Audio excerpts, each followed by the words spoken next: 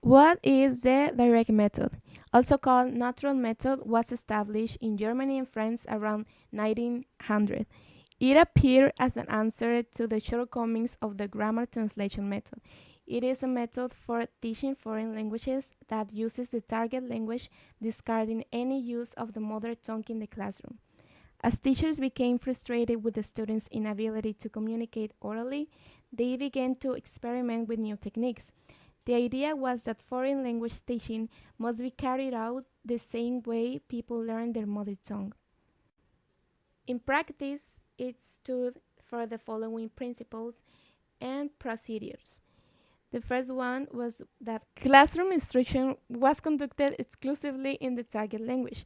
Only everyday vocabulary and sentences were taught. In practice, it stood for the following principles and procedures. Only everyday vocabulary and sentences were taught. It was taught inductively, and new teaching points were introduced orally.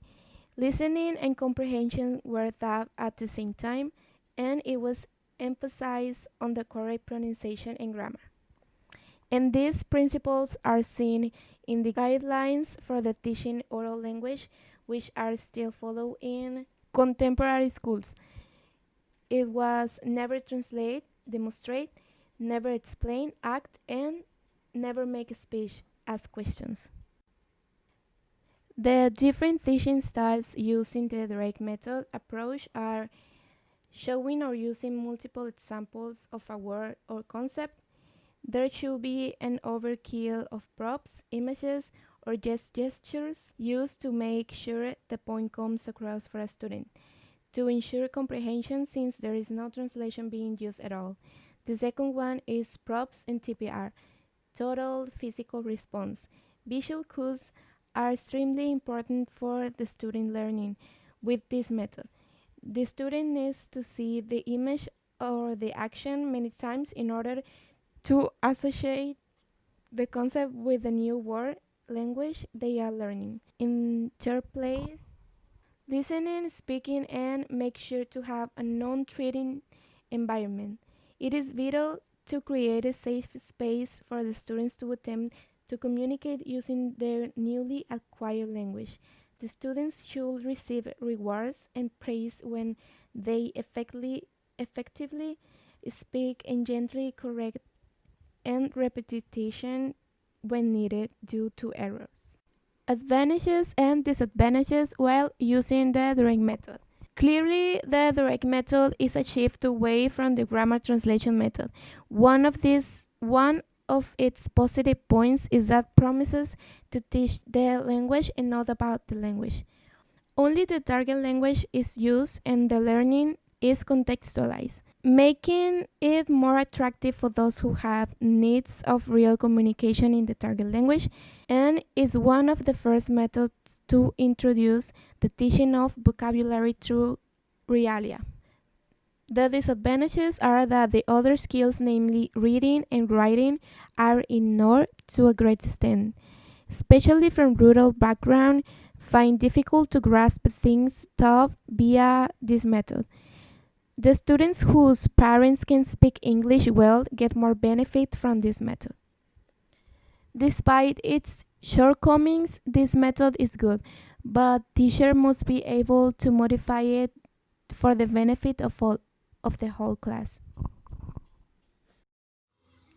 Conversational activities hold an important place in this method. Through using language in real context, students stand a better chance of thinking and speaking in the target language. Like Larson Freeman states, language is primarily speech. The direct method received strong criticism in that it required teachers speak with a native like fluency, because the success of this method depends on the competence of the teachers. Students will not have a good opportunity to develop their language skills unless the native like proficiency is obtained by the teachers.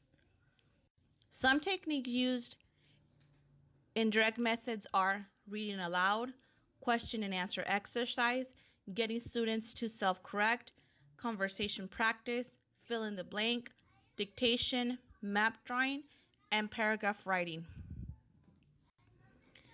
An example where you can use the direct method could be 1. Show. The student is show something so that they understand the word. A visual aid such as flashcards or pictures for nouns. The teacher can use gestures, in this case body language, to explain. 2. Say. The teacher verbally presents the word or sentence, taking care of pronouncing correctly. 3. Try. The student then tries to repeat what the teacher is saying. 4. Correct. The teacher corrects the students and ensures that they are pronouncing words correctly. 5. Repeat. Finally, the student repeats the words a number of times. Here the teacher uses a number of methods for repetition, including group repetition, single student repetition, etc. Next, we will have an example of a conversation practice. Wrong numbers. Ring, ring. Hello? This is Nadia. Is Sherry there? I'm sorry, you have the wrong number. Is this 555-5024? No, isn't. This is 555-5029. Sorry to bother. Thank you. Goodbye. Goodbye. So finally, we have some examples to share. That is a worksheet that explains the present simple and some flashcards that you can use while using this method.